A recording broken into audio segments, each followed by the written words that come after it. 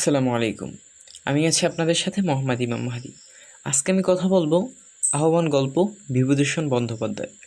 তো এই গল্পে প্রধান দুটি চরিত্র আছে, তার মধ্যে একটি হলো বুড়ি, অপরটি হলো গল্পকথক বা কবি লেখক। গল্পকথক গোপাল, লেখক এই তিনজনই একই ব্যক্তি। এবং এই গল্পের মধ্যে অন্যান্য চরিত্রগুলো হলো গোপালের বাবার বন্ধু চক্কুতি মশাই, বুড়ির পালক মেয়ে হাজরার বউ, বুড়ির নাচ জামাই, গোপালের ছেলেবেলার বন্ধু আব্দুল শুকুর মিয়া নসর, আবেদ আলী ও তার ছেলে গনি, পশু সর্দারের বউ দিগম্বরী। আর এই গল্পে প্রাণীর মধ্যে আছে গরু, স্থান কলকাতা, মাস হলো জ্যৈষ্ঠ আশ্বিন, ঋতু শরৎ, ফল হলো লেবু, আম, কুমড়ো, কাঁচকলা, খেজুর, কাঁঠাল। এখানে এই গল্পের মধ্যে মোট 6টি ফল রয়েছে। আর এই গল্পের বিষয়বস্তু হলো অসাম্প্রদায়িক জীবন চেতনা ও সকল প্রতিবন্ধকতার ঊর্ধ্বে বৎসল্য ও মমতার নিবিড় সম্পর্ক। এবং সাহিত্য রূপ হলো ছোট গল্প। মূলবাণী যে বিষয়ে এখানে আলোচনা করেছে সেটা হলো উদার মানবিকতা। আর এই গল্পটা নেওয়া হয়েছে বিভূতিভূষণ বন্দ্যোপাধ্যায়ের রচনাবলী থেকে। তো আমরা গল্পের মধ্যে চলে যাই। তো এখানে লেখা আছে, দেশে ঘরবাড়ি নেই অনেক দিন থেকেই। দেশে ঘরবাড়ি নেই অনেক দিন থেকেই।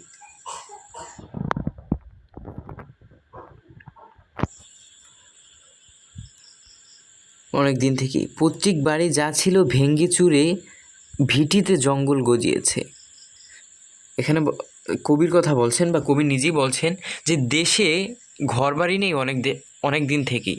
কবির ঘরবাড়ি দেশে অনেক দিন থেকেই নেই। পৈতৃক বাড়ি যা ছিল, মানে পৈতৃক হচ্ছে পিতার বাড়ি যা ছিল ভেঙে চুরে ভিটিতে জঙ্গল গজিয়েছে। মানে তার পিতার বাড়ি যাই ছিল তা সব ভেঙে চুরে তার ঘরের ভিটিতে জঙ্গল গজিয়েছে। এই অবস্থায় একদিন গিয়েছিল দেশের কিসের একটা ছুটি। তো আমাদের এখানে প্রশ্ন আসতে পারে যে কিসের কারণে, মানে কোন কারণে বাড়িতে গিয়েছিল, বা তো আমরা এখানে উত্তর দেব একটা ছুটিতে। গ্রামের চক্কুতি মশাই আমার বাবার পুরাতন বন্ধু। এখানে লেখকের বাবার পুরাতন বন্ধু হলো গ্রামের চক্কুতি মশাই। এখানে যে গ্রামের চক্কুতি মশাই হলো লেখকের বাবার পুরাতন বন্ধু। আমাকে দেখে তিনি খুব খুশি হলেন, মানে লেখককে দেখে তিনি খুব খুশি হলেন। বললেন, কতকাল পরে বাবা, মনে পড়লো দেশের কথা। এবার লেখককে তার বাবার বন্ধু জিজ্ঞেস করতে বললে, এতকাল পরে কি তোমার মনে পড়লো দেশের কথা? প্রণাম করে পায়ে ধুলা নিলাম। লেখক পায়ে ধুলা নিলেন তার বাবার বন্ধু। বললেন, এসো এসো, বেঁচে থাকো, দীর্ঘজীবী হও, বাড়িঘর করবে না? এটা হলো চক্কুতি মশার উক্তি, যে এসো এসো, বেঁচে থাকো, দীর্ঘজীবী হও, বাড়িঘর করবে না। যদি আমাদের বলা হয় এটা কার উক্তি, তাহলে আমরা বলবো এটা চক্কুতি মশার উক্তি বা লেখকের বাবার বন্ধুর উক্তি। তো আগে সামান্য মাইনে পাই। এখানে লেখা আছে আগে সামান্য মাইনে পাই। এটা হচ্ছে কবির উক্তি বা লেখকের উক্তি। তাতে কি, গ্রামের ছেলে গ্রামে বাস করবে, এতে আর সামান্য মাইনে বেশি মাইনে কি? আমি খরবাস দিচ্ছি। এখানে আসতে পারে কি কাকে খরবাস দিচ্ছে? গ্রামের চক্কুতি মশাই বা লেখকের বাবার পুরাতন বন্ধু খরবাস দিচ্ছি। চালাঘর তুলে ফেলো, মাঝে মাঝে যাতায়াত করো। তো আসতে পারে যে চালাঘর তোলার জন্য কি খরবাস দিয়েছিল গ্রামের চক্কুতি মশাই বা লেখকের বাবার পুরাতন বন্ধু। যাই হোক, তো আরও অনেকে এসে ধরলো অন্তত খড়ের ঘর উঠাতে হবে। অনেক দিন পরে গ্রামে এসে লাগছে ভালোই। যাই হোক, বড় আম বাগানের মধ্য দিয়ে বাগানের দিকে যাচ্ছি। তো কোন আম বাগানের মধ্য দিয়ে? বড় আম বাগানের মধ্য দিয়ে বাগানের দিকে যাচ্ছি। আম গাছের ছায়া একটি বৃদ্ধার চেহারা। আম গাছের ছায়ায় কার চেহারা? বৃদ্ধার চেহারা। ডান হাতের নড়ি ঠক ঠক করতে করতে বোধহয় বাজারের দিকে চলছে। তো তিনি কি? ডান হাতের নড়ি অর্থ লাঠি, এই নড়ি অর্থ লাঠি ঠক ঠক করতে করতে বোধহয় বাজারের দিকে যাচ্ছেন। সম্ভবত, এখানে বোধহয় বলতে সম্ভবত বোঝানো হয়েছে। তো বুড়িকে দেখে আমি দাঁড়িয়ে গেলাম। এখানে কবি বলছেন, কবির উক্তি, যে বুড়িকে দেখে আমি দাঁড়িয়ে পড়লাম, জিজ্ঞেস করলাম কোথায় যাবে। এখানে কবি বুড়িকে জিজ্ঞেস করছে যে কোথায় যাবে। বাজারে বাবা, এটা মানে বুড়ির উক্তি। তো বুড়ি আমায় ভালো না দেখতে পেয়ে কিংবা না চিনতে পেরে ডান হাত উঁচিয়ে তালু আর ভাবে চোখের উপর ধরলো। তো বুড়ি কীভাবে হাত উঠালো বা কোন হাত উঠালো? বুড়ির ডান হাত উঠালো। আর কীভাবে উঠালো? যে তালু আর ভাবে চোখের উপর ধরলো। বলল, কি বাবা তুমি, চিনলাম না তো। তো চিনবে না, আমি অনেক দিন গায়ে আসিনি। তা হবে বাবা, আমি আগে তো এপাড়া ওপাড়া যাতাম আসতাম না। এখানে বলা হয়েছে যে আমি তো আগে এপার ওপার যেতাম না। তো তিনি থাকতেই অভাব ছিল না। এখানে তিনি থাকতে বলতে বোঝানো হয়েছে ওই বুড়ির স্বামীকে। তিনি থাকতে, এখানে যে তিনি আছে, তিনি থাকতে বোঝানো হয়েছে বুড়ির স্বামীকে। তিনি থাকতেও অভাব ছিল না কোনো জিনিসের। গোলা পোড়া ধান, গোলা পোড়া অর্থে গোলা ভরা, যে গোল মাইট সেরকম ভরা ছিল গোলা ভরা ধান। গোয়াল পোড়া গরু, গোয়াল পোড়া হচ্ছে যে গোয়াল ভরা গরু আর কি। গোলা পোড়া ধান হচ্ছে গোলা ভরা ধান, গোলা পোড়া ধান হচ্ছে গোলা ভরা ধান, আর গোয়াল পোড়া গরু হচ্ছে মানে গোয়াল ভরা গরু আর কি। যাই হোক, তো আমরা সামনে যাই। এখানে আসছে তো জোটে না শব্দে, যাই হোক, কেউ নেই বাবা। কেউ নেই বাবা। বললাম তোমার ছেলে আছে। যাই হোক, মানে এবার কবি বলতেছেন বা লেখক বলতেছেন, বললাম তোমার ছেলে আছে। এবার কেউ নেই বাবা, কেউ নেই, এটা বলতেছেন বুড়ি। এক নাচ জামাই আছে। কি আছে? এক নাচ জামাই আছে। তো আমরা এখানে এক নাচ জামাই আছে। তো বুড়ির কি আছে? শুধু আপন বলতে এক নাচ জামাই আছে। তো সে মোড়ে ভাত দেয় না, আমার বড্ড কষ্ট। কি নাচ জামাইটাকে ভাত দেয় না? নাচ জামাই বলতে হচ্ছে নাতির যে স্বামী। হ্যাঁ, ভাত জোটে না সব দিন, মানে সব দিন ভাত জোটে না, মানে তার কপালে প্রত্যেক দিন তিনি ভাত খেতে পারে না। বুড়িকে পকেট থেকে কিছু পয়সা বার করে দিল। এখানে আসতে পারে যে কে কাকে বুড়িকে পকেট থেকে কিছু পয়সা বার করে দিল। তো এটা বলবো আমরা, লেখক তার পকেট থেকে বুড়িকে কিছু পয়সা বার করে দিল।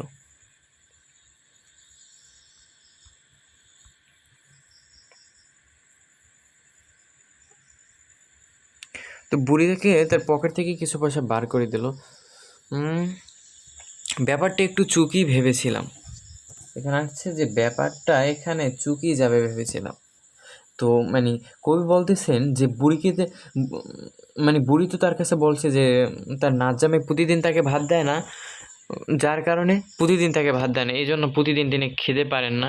তো কবি ভাবলেন যে তার পকেট থেকে কিছু টাকা দিয়ে দেয়, সে চলে যাবে।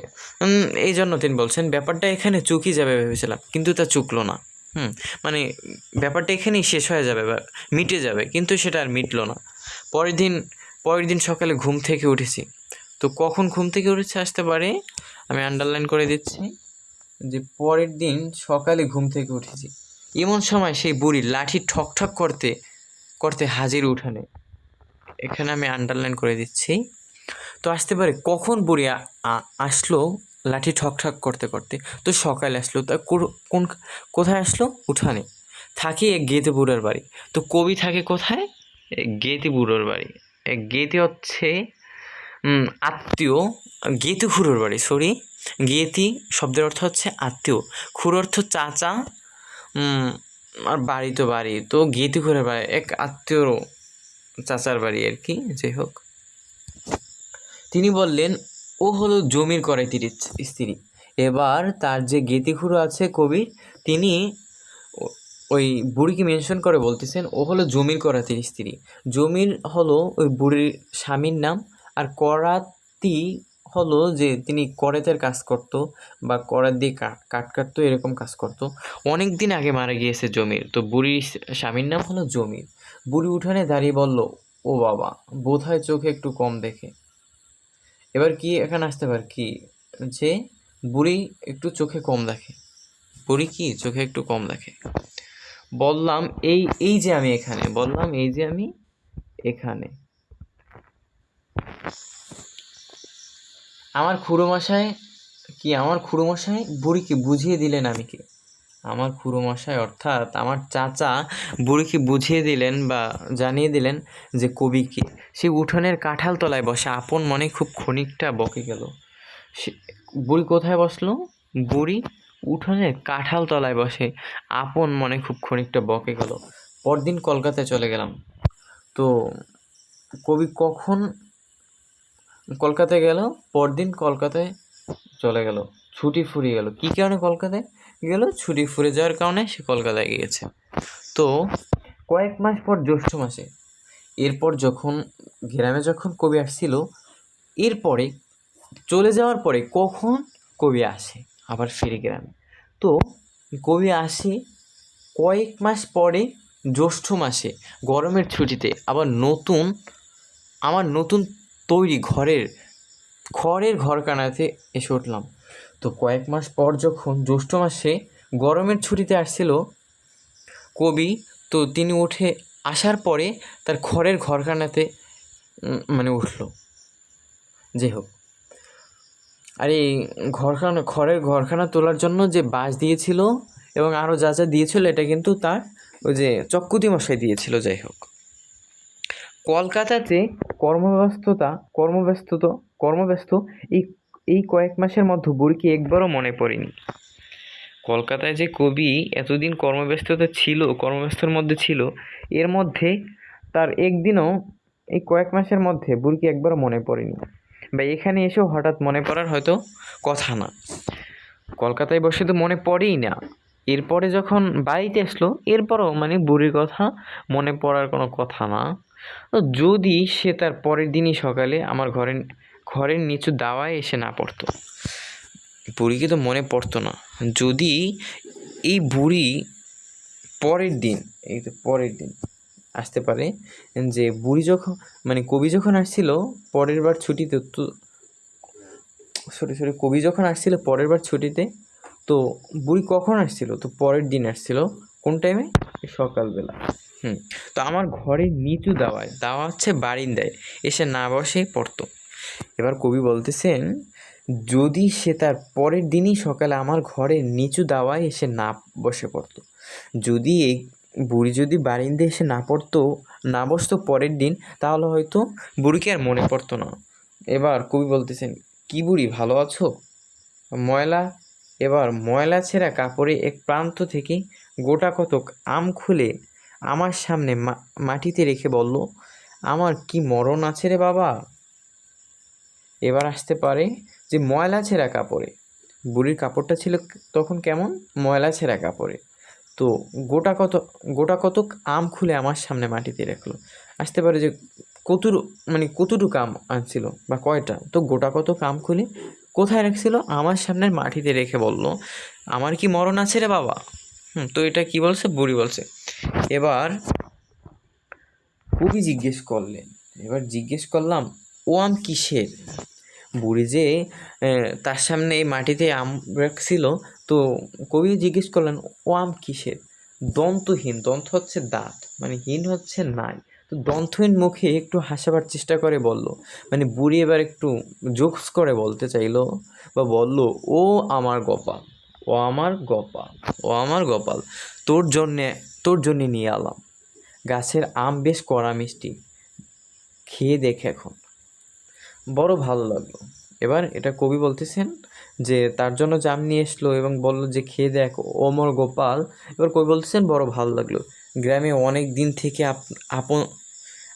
আপনার জন কেউ নেই, মানে আপনজন বলতে গ্রামে অনেক দিন থেকেই কেউ নেই। একটা ঘনিষ্ঠ আদরের সম্বোধন করার লোকের দেখা পাইনি বাল্যকালে, যে আপন কেউ যে আমাকে একটু আদর করবে সেরকম কোনো আত্মীয়র দেখা পাইনি বাল্যকালে, মানে ছোট বয়সে।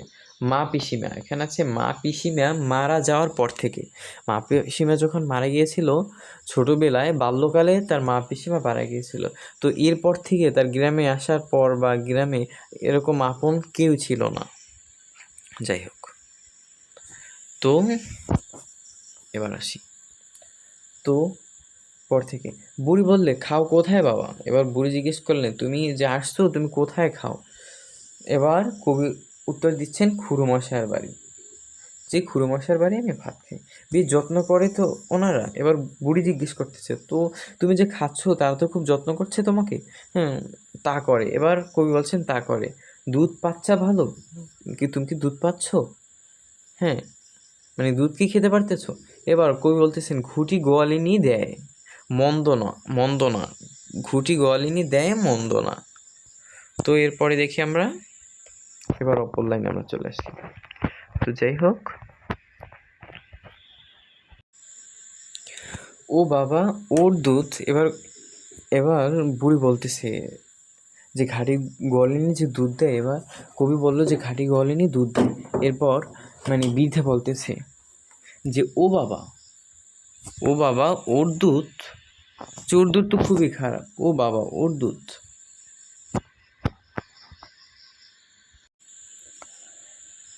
ও বাবা ওর দুধ অর্ধেক জল, দুধ খেতে পাচ্ছ না ভালো সে বুঝেছি। এবার বুড়ি বলতেছে যে ওর দুধ, ও তো দুধে অর্ধেক পানি মেশায়, জল অর্থ পানি, পানি মেশায়। তুমি যে দুধ খেতে পারছো না সে আমি বুঝেছি। পরদিন সকাল হয়েছে সবে। তো আমি আন্ডারলাইন করে দিচ্ছি আপনাদের বোঝার সুবিধার্থে। সরি, কাজটা হচ্ছে না। যাই হোক,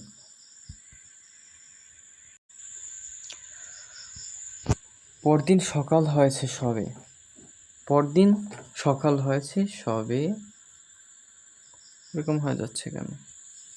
এই যে রূপার লাইন, পরদিন সকাল হয়েছে সবে, বুড়ি দেখি উঠানে। বুড়ি দেখি কোথায়? উঠানে। পরদিন সকাল হয়েছে সবে, বুড়ি দেখি উঠানে, এসে ডাকছে ও গোপাল। তো কখন বুড়ি এসে ডাকলো? পরদিন সকালে। বিছানা ছেড়ে উঠে বললাম, আরে এ তো সকালে কি মনে করে? হাতে কি? তো সকালে কি মনে করে? হাতে কি? এখানে আছে হাতে কি। তো বৃদ্ধা হাতে নড়ি, নড়ি অর্থ লাঠি, আমার দাওয়ার গায়ে ঠেস দিয়ে রেখে বলল। তার হচ্ছে বারিন্দার গায়ে, মানে বৃদ্ধার যে হাতের লাঠিটা ছিল সেটা বারিন্দার গায়ে ঠেস দিয়ে রেখে বলল, এক ঘটি দুধ আনলাম তোর জন্য। তো বৃদ্ধা কবির জন্য কতটুক দুধ এনেছিল? এক ঘটি, এক ঘটির দুধ আনছিল কবির জন্য। এক ঘটি দুধ আনলাম তোর জন্য। সে কি, দুধ পেলে কোথায় এত সকালে? এটা কি কবির উক্তি। আমার মা বলে ডাকে ওই হাজরা বেটার বউ। তো বুড়িকে কে মা বলে ডাকে? হাজরা বেটার বউ। আমায় মা বলে ডাকে ওই হাজরা বেটার বউ।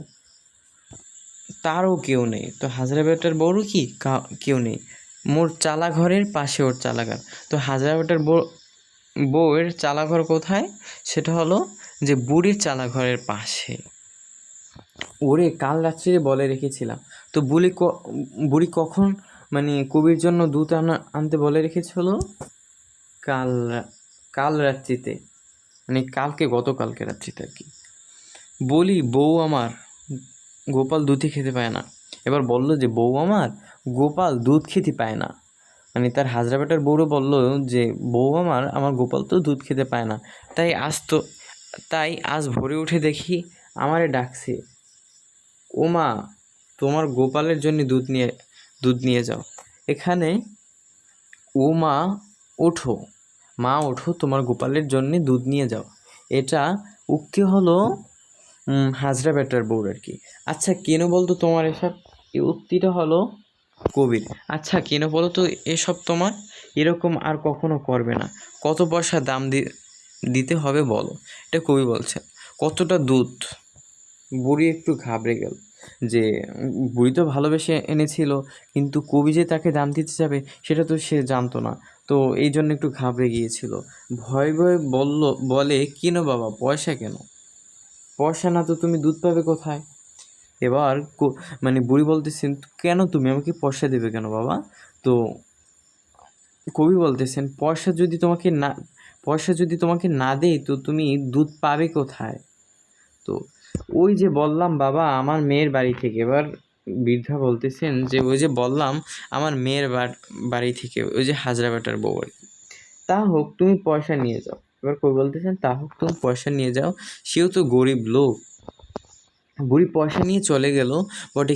এইখানে এই এই যে বুড়ি পয়সা নিয়ে চলে গেল বটে, কিন্তু সে যে দামে গিয়েছে তার কথাবার্তার ধরন বেশ, সরি আমার একটু ভুল হয়েছে, যে বুড়ি পয়সা নিয়ে চলে গেল বটে, বুড়ি পয়সা নিয়ে চলে গেছে ঠিক আছে, কিন্তু সে যে দমে গিয়েছে, মানে সে যে চুপ হয়ে গিয়েছে বা একটু নিঝুম হয়ে গেছে, নিঝুম, তার কথাবার্তার ধরনে বেশ বুঝতে পারলাম। বুড়ি যে কথাবার্তা ছিল তার ধরনেই কবি বুঝে গেল যে তার সে খুব কষ্ট পেয়েছে আর কি। এই তো মনে একটু কষ্ট হলো, বুড়ি চলে গেল, মনে একটু কষ্ট হলো, বুড়ি চলে গেল। পয়সা দিতে যাওয়া ঠিক হয়েছে, এবার কবি ভাবতেছেন তাকে কি পয়সা দেওয়া ঠিক হয়েছে? বুড়ি কীরকম হয়তো মন পড়ে গিয়েছে আমার উপর, স্নেহের দান এরকম করা ঠিক হয়নি। যেদিন বলতেছেন বুড়ির তো আমার উপর ভালোই একটা ভালোবাসা ছিল, স্নেহ ছিল, কিন্তু এটা বুড়ির সাথে করা মোটেই ঠিক হয়নি।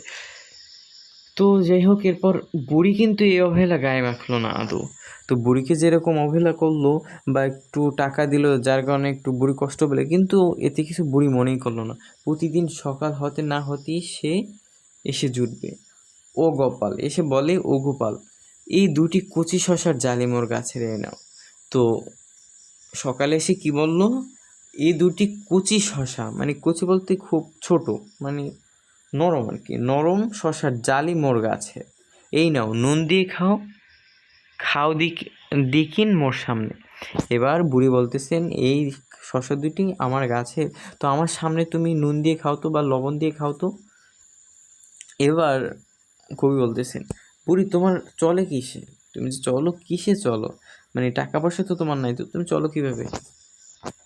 এবার বুড়ি বলতেছেন, ও যারে মরে বলি, ওই যারে মেয়ে বলি বড্ড ভালো, লোকের ধান ভানে তাই চাল পায়, আমার দুটো না দিয়ে খায় না। এবার মানে বুড়ি বলতেছেন, ওই যাকে আমি মেয়ে বলি সে খুব ভালো, লোকের ধান ভাঙে, এর ধান ভাঙার পরে যা যা পায় তা দিয়ে আমরা চলি, মানে আমাকে দুটো না দিয়ে সে খায় না। একা থাকো, মানে এবার কবি জিজ্ঞেস করছে তুমি কি একা থাকো? এরপর কবি মানে বুড়ি বলতেছেন, তা একদিন মোর ঘরখানা না হয় দেখিয়ে গেলে ও মোর গোপাল, তো আমি একা থাকি না কীভাবে থাকি, তো না হয় একদিন তুমি আমার ঘরখানা দেখে গেলে, তো তাহলেই তো তুমি বুঝতে পারবে যে আমি কিভাবে থাকি। আমি নতুন খাজুর পাতার যেটাই বনে রেখে দিয়েছিলাম তোমার বসতি দেবার জন্য। এবার বুড়ি বলতেছেন, তুমি যে আমার বাড়ি যাবে এর জন্য আমি খাজুর পাতার চেটাই অর্থে হোগলা এটা বনে রেখেছিলাম, বা মাদুর এটা বনে রেখেছিলাম যে তোমাকে বসতি দেবার জন্যে, ঠিক আছে? এখানে বোঝা যাচ্ছে তোমাকে বসতি দেবার জন্য বা বসার জন্য, তোমাকে বসানোর জন্য। সেবার বুড়ির বাড়িতে আর আমার যাওয়া হলো না। কবি যে এরপরে যে আসছিল, মানে প্রথম আসার পরে যে যখন আসছিল সেই আসাতেই আর বুড়ির বাড়িতে কবির যাওয়া হয়ে উঠলো না, নানা দিকে ব্যস্ত থাকার কারণে। অনেক দিন পরে গ্রামে বেড়াতে এসেছি, তো যে কয়দিন গ্রামে থাকি বুড়ি রোজ সকালে আসতে ভুলবে না, কিছু না কিছুই আনবি। যে কয়দিন মানে ছিল সে প্রত্যেক দিনই কিছু না কিছু বুড়ি নিয়ে আসতো। কখনো পাকা আম, এখানে আছে কখনো পাকা আম, কখনো পাতিলেবু। পাতিলেবু হচ্ছে খুব মানে সুন্দর লেবু, মানে কম ইসের, যাই হোক আমার ভাষা আসতেছে না। কখনো বা এক ছড়া কাঁচকলা, কি এক ফালি কুমড়ো। তো এখানে কিন্তু আমরা কয়েকটা ফলের নাম পেলাম, একটা হচ্ছে পাকা আম, কখনো পাতিলেবু, কখনো বা এক ছড়া কাঁচকলা, কি এক ফালি কুমড়ো। পুরোনায় গ্রামে এলাম 5-6 মাস পর। এরপর যখন আবার আসলো গ্রামে, তো তখন কবি কতদিন পর আসতে পারে যে 5-6 মাস পর কবি আসলো, 5-6 মাস পর কবি আসলো, 5-6 মাস পর কবি আসলো আশ্বিন মাসের শেষে। তো কখন আসছিল? আশ্বিন মাসের শেষে। কয়েকদিন পরে পরে ঘরে বসে আছি, কয়েকদিন পরে ঘরে আসার পরে কয়েকদিন পরে তিনি কি ঘরে বসে আছে আর কি। বাইরে উঠানে দাঁড়িয়ে কে যেন জিজ্ঞেস করলো, বাবু ঘরে আছেন? মানে লেখক যখন তার ঘরে বসেছিল তখন বাহিরের উঠানে, ঘরের সামনে যে আঙিনে থাকে তাকে উঠান বলা হয়, তো এই উঠানে দাঁড়িয়ে জিজ্ঞেস করতেছে, বাবু ঘরে আছেন? বাইরে এসে দেখি গত জ্যৈষ্ঠ মাসে যাকে বুড়ির সঙ্গে দেখেছিলাম সেই মধ্যবয়সী স্ত্রী লোকটি। তো আসতে পারে বুড়ির সঙ্গে যাকে দেখেছিল তার বয়স কেমন, মধ্যবয়সী স্ত্রী লোক আর কি। তো এটা বুড়ির মেবি মেয়ে, যাই হোক সামনে দেখি আমরা। আমায় দেখে সলজ্জভাবে মাথার কাপড়টা আরেকটু টেনে দেওয়ার চেষ্টা করলো। মানে লেখককে দেখে ওই মধ্যবয়সী স্ত্রী লোকটা তার মাথার কাপড়টা একটু টেনে দেওয়ার চেষ্টা করলো। সে বলল, বাবু কবে এসেছেন? মানে লেখককে জিজ্ঞেস করেছে, বাবু আপনি কবে এসেছেন? দিন 5 হলো। এবার লেখক বলতেছেন যে দিন 5-6 হলো, দিন 5-6 হলো কেন? এবার জিজ্ঞেস করছে, আমি দিন 5-6 হয়েছে, কিন্তু কেন তুমি জিজ্ঞেস করলে কেন? সে এবার বললো যে আমার সেই মা পেটিয়ে দিল মানে পাঠিয়ে দিল এবং বললো যে দেখে এসো মানে সে আসছে কিনা। এবার বলল যে কি তোমাকে পাঠিয়েছে। এবার আবার তিনি বলতেছেন যে ও সেই বুড়ি, কবি বলতেছেন যে ও সেই বুড়ি। যাই হোক, এখানে জেনে আসতো ও সেই বুড়ি এখানে জেনে আসতো।